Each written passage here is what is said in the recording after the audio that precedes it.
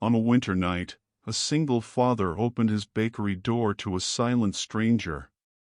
Months later, the world would call her a hero, but for him and his son, she had already saved them. Before we begin, if you believe in the quiet magic of kindness and healing with love, subscribe, and let's walk this path together.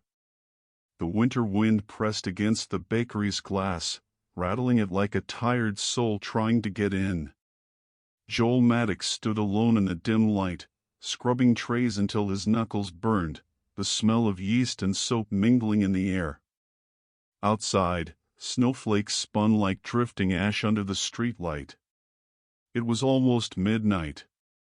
He should have gone home hours ago. Ben would be curled up on the couch, waiting for him with a blanket over his knees and that stubborn little frown he'd inherited from his mother. But the thought of returning to that house, empty except for his boy, felt heavier than the soapy pan in his hands. 2 years since Ellie's death, and he still hadn't figured out how to breathe right. The bell over the door didn't ring. That's what startled him. The silence was too complete. He glanced toward the front, then froze. A woman sat on the bakery's back step. She was curled small, knees tucked into her chest, her dark coat slick with melted snow. Stray wisps of black hair clung to her face, and her lips trembled. She didn't knock. Didn't speak. Just sat there in the cold, clutching something, a torn envelope maybe, in her thin hands. Joel dried his fingers on his apron, his chest tightening. "Hey," he called softly through the cracked door. "You okay out there?" The woman lifted her head. Her eyes were enormous in the half-light, black pools rimmed with exhaustion. She didn't answer. "Look," Joel said, trying to sound calm. "It's freezing out. You can't stay there." No movement. He stepped outside, boots crunching on ice, and crouched a few feet away. Up close, he saw that her hands were raw from the cold, red and cracked. The envelope she clutched was worn soft, the edges smudged. "You need a place to get warm?" he asked. She blinked, then slowly nodded. Joel hesitated. She could be trouble. The town sheriff wouldn't hesitate to remind him how dangerous it was to let strangers in, especially ones who showed up in the middle of the night. But then she looked at him, not pleading, not afraid, just tired in a way he knew too well. "All right," he sighed. "Come on in." The woman unfolded herself and followed, her steps light as falling flour. Inside, Joel poured her a mug of coffee and set it on the counter. She didn't touch it. Instead, she dug into her coat pocket and pulled out a small notepad. Her handwriting was delicate, almost shy. "Maria. Baker. Work?" Joel stared at the note, his heart thumping. "You want to bake? Here?" She nodded once. He rubbed a hand over his jaw. The bakery wasn't doing well. Customers had trickled away after Ellie's passing, when he stopped caring whether the croissants were perfect or the sourdough had the right crackle. Maybe a Rael baker could help. But he knew the risks. No papers, no references, no voice to explain herself. "I don't even know you," he murmured. Maria's eyes didn't flinch. She wrote again. "I can work for bread. And a corner to sleep." Joel exhaled, staring at her small figure in the glow of the oven light. "Fine. Just for tonight. You can sleep in the storeroom." Maria's shoulders relaxed the tiniest bit. She scribbled something else. "Thank you." Joel fetched a spare blanket and laid it on the flour sacks in the back room. Maria sat there, legs folded beneath her, clutching the blanket to her chest. As he left, he heard the faintest sound, like a sigh escaping her lips. Upstairs, Ben sat awake in the window, his little face pressed to the cold glass. "Daddy," he whispered as Joel entered. Joel knelt beside him, brushing stray blonde hairs from his forehead. "You should be asleep, buddy." "I saw her," Ben said. "The lady in the snow. Is she an angel?" Joel smiled faintly, though his chest ached. "No, son. Just someone needing help." "Maybe she's both," Ben whispered. "Mama always said angels don't knock." Joel didn't answer. He pulled the boy into his arms and held him until his breathing evened out. The next morning, Joel trudged downstairs expecting to find the bakery empty. Instead, a warm, rich smell hit him, the smell of butter and yeast and something golden. He stopped short. On the counter sat rows of perfectly shaped loaves, their crusts crackled just so. The air felt alive with warmth, and for the first time in months, the bakery smelled like home. Maria stood at the work table, hands dusted with flour, her hair pulled back in a loose braid. She moved quietly, as though she didn't want to disturb the air. Ben padded into the kitchen, his eyes wide. She made the air smell happy again. Joel didn't trust himself to speak. Maria looked up and met his gaze. She didn't smile, but her eyes seemed to say, "See? I'm useful." Joel's throat tightened. He nodded once, not trusting his voice. The days grew colder. The first snow came early that year, dusting the small town in quiet white. But inside the bakery, warmth lingered like a stubborn ember refusing to die. Joel watched from the doorway as Maria braided dough with quick, precise fingers. She worked silently, her dark braid falling over one shoulder, the flour painting her knuckles white. It struck him that he had never heard her speak, not a word, not even a hum. But she didn't need to. The way her hands moved spoke enough. By the time Ben clambered down the stairs in his mismatched socks, the bakery smelled of cinnamon and butter. "Morning, Mama Maria," he said sleepily, rubbing his eyes. Maria looked up, startled. A faint crease formed between her brows. Joel cleared his throat. "Hey, Ben. Don't call her that." "Why not?" "Because," he faltered, meeting Maria's steady gaze across the counter. "Because it might make her uncomfortable." Maria didn't react. She just handed Ben a small roll dusted with sugar and cinnamon. Ben beamed. "Thank you." Maria's lips curved the smallest of smiles, but it lit her whole face. Word spread quickly. By the end of the week, customers Joel hadn't seen in months came drifting back in. "Your new baker's a miracle worker, Joel," said Mrs. Peterman, biting into a warm brioche. "Tastes like my grandmother's kitchen." Joel nodded, rubbing the back of his neck. "Yeah, she's something." He didn't mention Maria's silence or her habit of shrinking back whenever a uniform passed by the window. He didn't say how she insisted on sleeping in the storeroom despite Joel offering the pull-out couch upstairs. Or how she left at dawn every Sunday to walk alone by the river, returning with eyes red from either wind or memory. One evening, Joel stayed late to fix the old oven door while Maria kneaded dough. The radio played faintly, some sad country song about broken hearts and lost highways.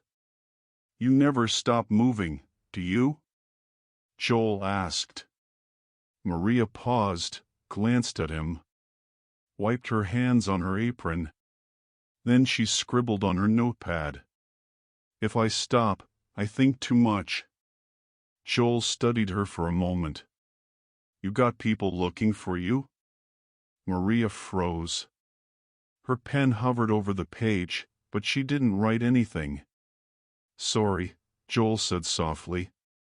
Not my business. She set the notepad down and went back to her dough. The silence between them felt heavy but not cruel. Ben adored her.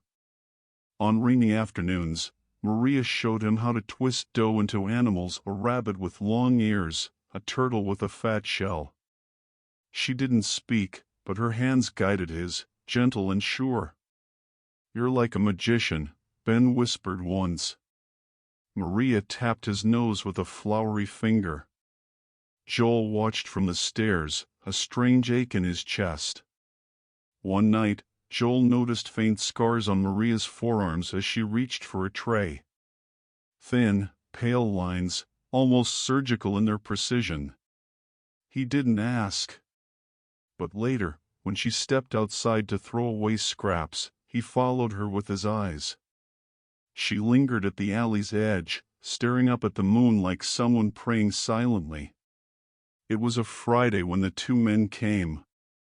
Suits and polite smiles, but their eyes were sharp. "You Joel Maddox?" "Yes." "Can I help you?" "We're looking for a woman. About this tall." One of them gestured to his shoulder. "Dark hair. Might go by Maria." Joel's heart thudded. "Just me and my boy here," he said evenly. "And my baker." "Why?" The taller man smiled. "Just routine. Call us if you see anyone suspicious." Joel nodded, fingers curling tight around the counter's edge. When the door closed behind them, he found Maria standing in the kitchen, her face pale. "Friends of yours?" Joel asked quietly. She shook her head, fast and hard. Her hands trembled as she dried them on a towel.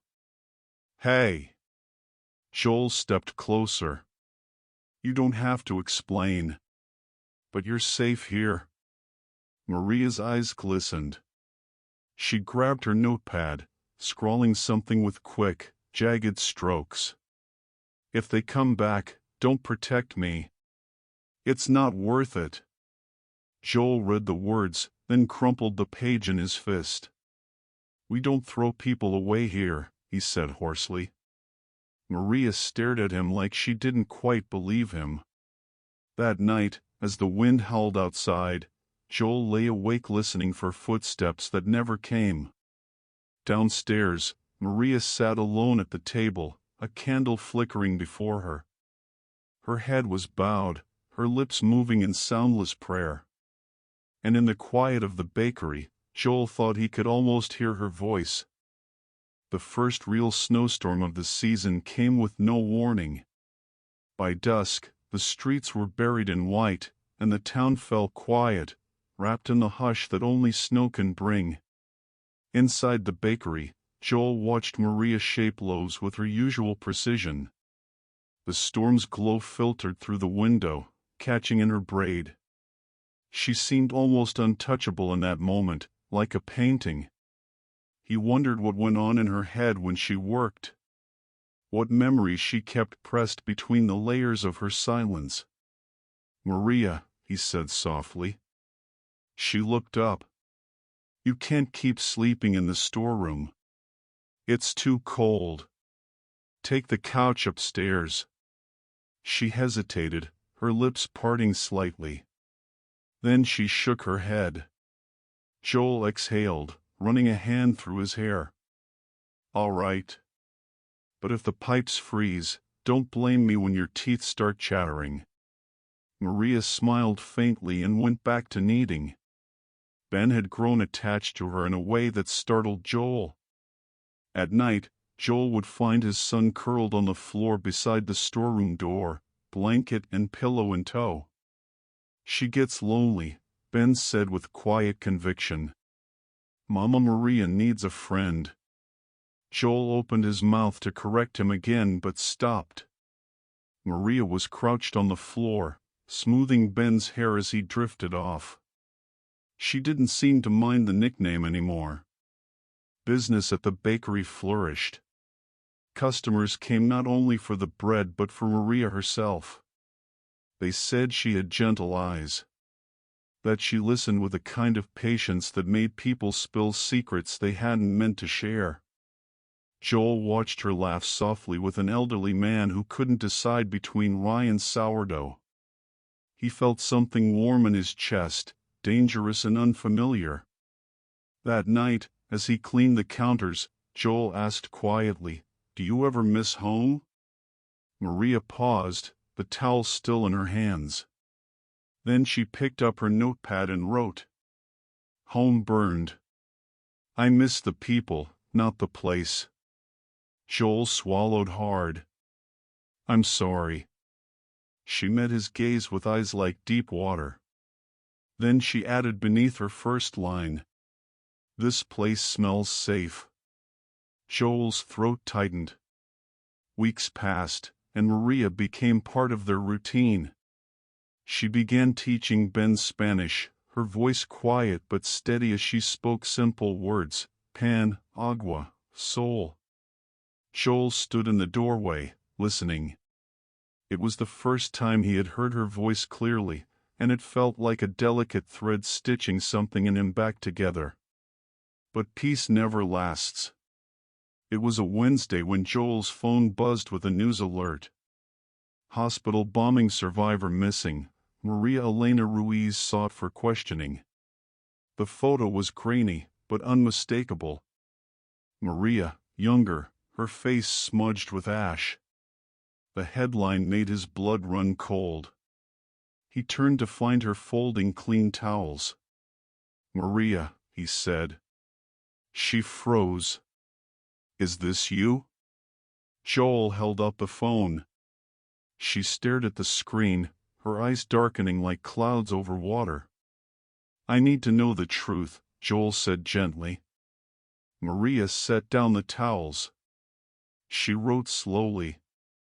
"There was a bombing. I pulled children from the rubble. Some lived. Some didn't. Reporters called me a hero. But I—" Her pen hesitated. "Then, couldn't save them all.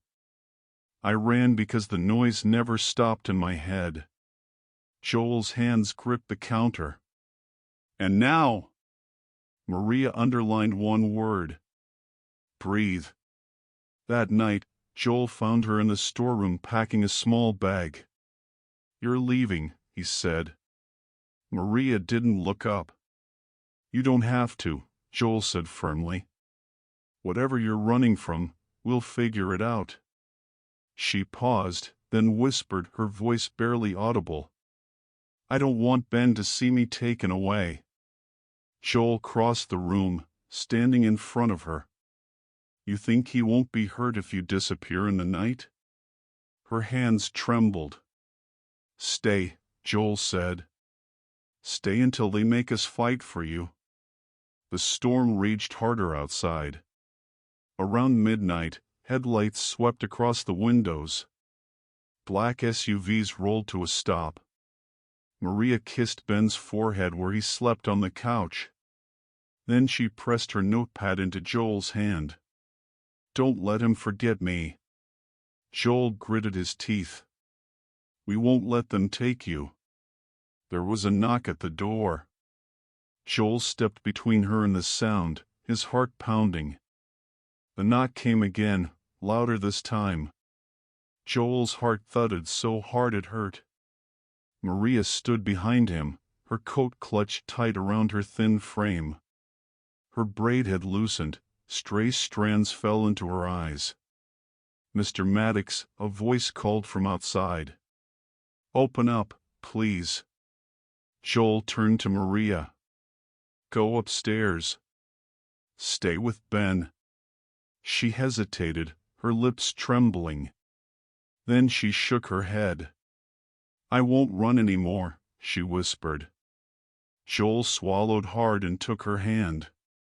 Then we faced them together. He opened the door. 2 federal agents stood there, snow swirling around their boots. One held a file, the other kept his hand resting near his belt. "We're here for Maria Elena Ruiz," the taller one said. Joel planted his feet. She's not a threat. She saved lives. She's not who you're looking for. We know who she is, sir, the agent said calmly. She's not in trouble. Not anymore. Joel blinked. What do you mean? The agent's eyes softened. There's been a review of her case. Survivors from the hospital bombing came forward. They've petitioned for her freedom. The Bureau has cleared her of any wrongdoing. Maria let out a shuddering breath. The agent smiled faintly. Ma'am, you're not under arrest. You're a hero. And the world needs to know it. The drive to the federal building was quiet except for Ben's soft sniffling in the back seat. He refused to let go of Maria's hand. You'll come back with us, right? He asked. Maria kissed his small fingers. If they let me, Benjamin. I promise. Joel gripped the wheel tighter, the words stuck in his throat. Hours later, the doors swung open. Maria stood there in a borrowed coat, her hands free. For a long moment, she didn't move. Then Ben broke from Joel's side with a cry. Mama Maria. She knelt, catching him in her arms. His sobs soaked her shoulder. Joel walked toward her slowly, afraid she might dissolve like smoke if he rushed. Maria raised her eyes to his. Home, she whispered, her voice rough from disuse. Joel cupped her cheek, his thumb brushing away a tear. Home, he said. Months passed. Spring came, gentle and green. The bakery thrived like never before. A new wooden sign hung above the door. Maria's hearth. Inside, the scent of bread and cinnamon twined with laughter. Ben helped Maria crack eggs for morning rolls, his face dusted with flour. Joel leaned in the doorway, watching them with a quiet smile. That night, the three of them sat by the fire. Maria lit a small candle on the mantel. For the children I couldn't save, she murmured in Spanish. Joel squeezed her hand. And for the ones you did, he said softly. Maria nodded, her eyes shining. The town spoke of her often. Of how a silent baker had come with nothing and left behind a legacy of warmth. And in the quiet of the evening, Joel thought about second chances. Sometimes they arrived on the coldest nights, hands raw from frost, clutching an envelope of ghosts. Sometimes they smelled of bread and sounded like a voice you didn't know you were waiting to hear. If this story touched your heart, please like and subscribe to our channel. Your support and feedback helps us bring more heartfelt tales to you.